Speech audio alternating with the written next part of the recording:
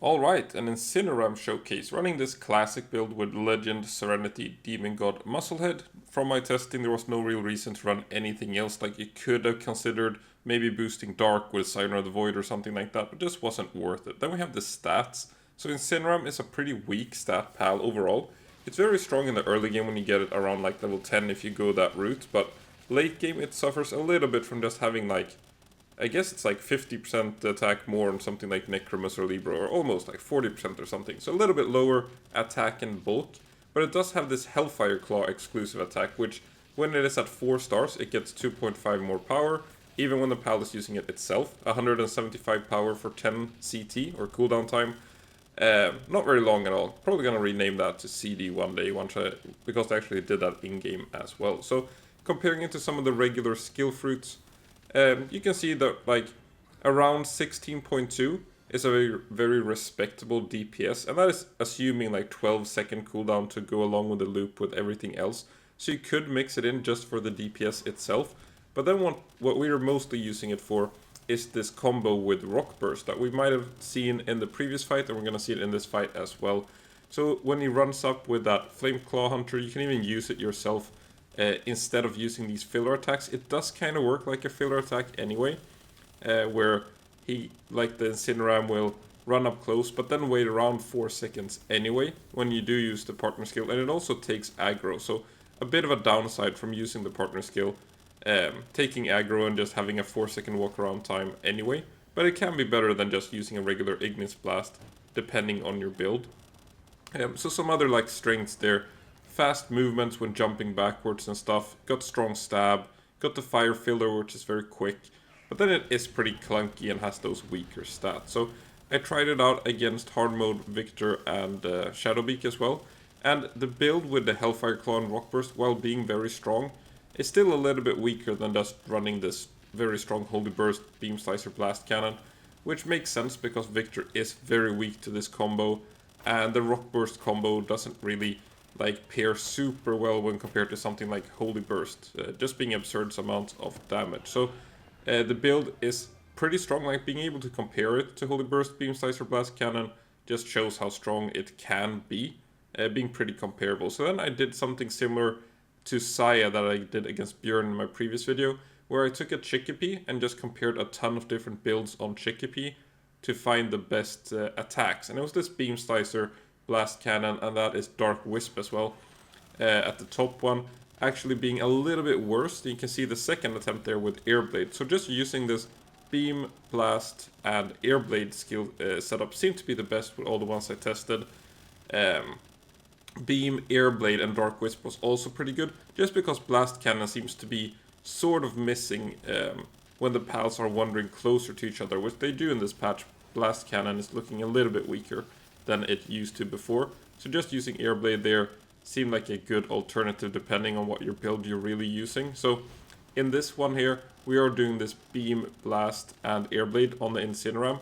Adding Dark Wisp, I was hoping maybe would be worth it, but it was a little bit slower. So these are some builds that I'm comparing here. So I took the damage 2 pals down to 0.3 to be able to do this Terra Prisma thing with maintaining aggro.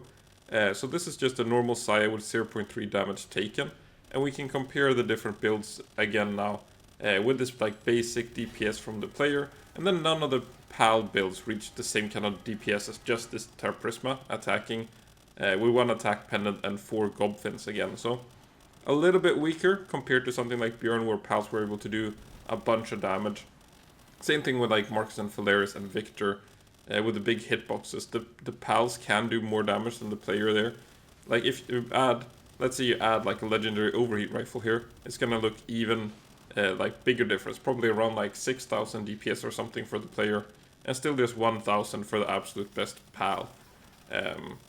So overall, like the build, you can't really do anything super spicy against Saya and Celine. There's no like Hellfire Claw Rock Burst combo that really works well. Rock Boost overall pretty weak against Saya. So I was just doing this with Incineram as well, just trying out some different builds, but it is that Beam Slicer, Blast Cannon, Airblade doing the highest amount of DPS here.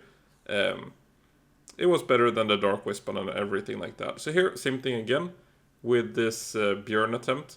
Same thing with the Chickpea to the left are all the different Chickpea builds to guess the best kind of attack that works against Bjorn. And it's this Flame Funnel Wind Edge Dark Wisp here. So it's a little bit different with like how the cooldowns interact with each other. Some random differences with how pals jump backwards that also interact with this. Like you can have a pal that is just about to use a like Wind Edge or an Air Blade, and then it does the backwards animation 2 or 3 times, and it changes like how the skills are gonna loop out. So some pals, like let's say Neptilius wasn't wandering super close, so it was never doing the jump back animation. Incineram has a very fast jump back animation, while something like Chickpea was spending a lot of time jumping backwards for certain skills, like Dark Wisp, they jump backwards, Airblade, they don't jump backwards. So it's more than just looking at like the cooldown time, the animation time and stuff like that. It's also just like how they interact with individual pals, like jumping backwards, walking forwards. Like Airblade on Libro performs pretty badly because she's always far away using her Nightmare Bloom, while on something like Jet Dragon it works a lot better because Jet Dragon kind of like glides in closer. So a little bit different, depending on kind of like more than just the attack stat. The movement this is what I had as a strength for Incineram as well, that he moves around pretty quickly. Like he gets in position, he doesn't walk slowly to get in range or anything like that. So that was the default build there. A lot of root effect coming to play with Wind Edge is why it's so good against Bjorn. So you get the root effect and then you get double damage on Flame Funnel for that duration. But then here is this Flame Funnel Rock Burst build instead. So the difference here really is that the Flame Funnel, Wind Edge, Hellfire Claw or Airblade, like whatever you use there is going to be pretty consistent. This Rock Burst build, while it has a very high like peak, and in this attempt as well, I forgot to mention, we're not using the partner skill at all. You can use it because you kind of learn. Here we saw like Rock Burst coming out there at 10 seconds. Then we're going to see around the timing of the second one. You can sort of learn it if you want to just abuse the partner skill. You don't even have to have Hellfire Claw as your chosen skill, and you would have seen quite a bit more DPS actually. So here around 30 seconds you see the second one. You could have used like a Hellfire Claw right in front of that. It's the Flame Claw Hunter one. But just wanted to get like a fair comparison here without using that. But keep that in mind that you could do, like you can see the best Incineram build is the one we're watching now, Flame Funnel, Rock Burst, Hellfire. You could remove Hellfire Claw for something like Wind Edge and just use it manually, and you would reach potentially a bit higher, but that's more like a skill-based thing. Harder to get a fair comparison there really. And then you can, like if you're including those partner skills in the DPS comparisons, there are some other things you could do, like mounting up on Necromus using Rock Burst. So this is more of a like what attacks are best and what builds are best comparison, and then just seeing some DPS differences with like stab and stuff like that. So overall you can see that the Flame Funnel Hellfire Wind Edge was the second best build, which was kind of nice. I'll move this to a bigger screen just to discuss some of the results a little bit. So the best build by far is this classic like Necromus build, doing a lot of damage with the Twin Spears and Rock Burst. Now I did try this against Saya as well, and with the hitbox Saya has now, they've changed the hitboxes on most pals. Necromus was just kind of running underneath her, or like between some hitbox stuff, like just doing 0 damage with Twin Spears. So that combo did not work there. It works very well against Bjorn. The Hellfire Claw worked a bit better against Saya than Twin Spears did, but Rock Burst overall just doesn't seem to hit Saya. When she's attacking, she sort of like jumps up and holds the moons over her head, and Rock Burst purely misses.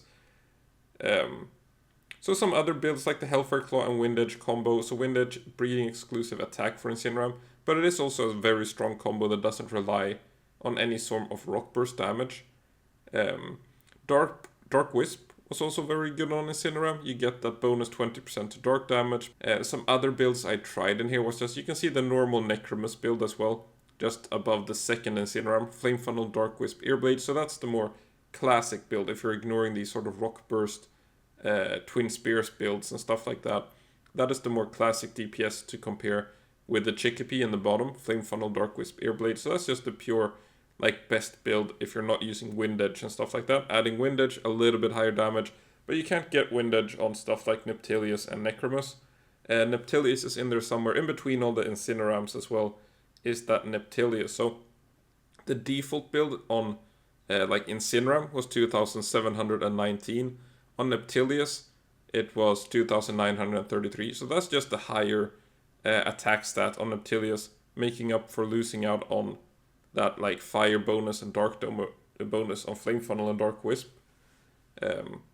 Necromus getting double that, or 20% more on Dark Wisp as well, pushing it a bit up. And then that Shadow Beak build, wanted to include that as well, with the Flame Funnel, Divine Disaster 1 and 2, also doing very high damage there. So just to compare with this sort of Incineram, with the custom builds, the breeding exclusive, the Rock Burst build, and just the classic build it has with Dark Wisp compared to Airblade. So that's it for this quick Incineram showcase. Thanks for watching.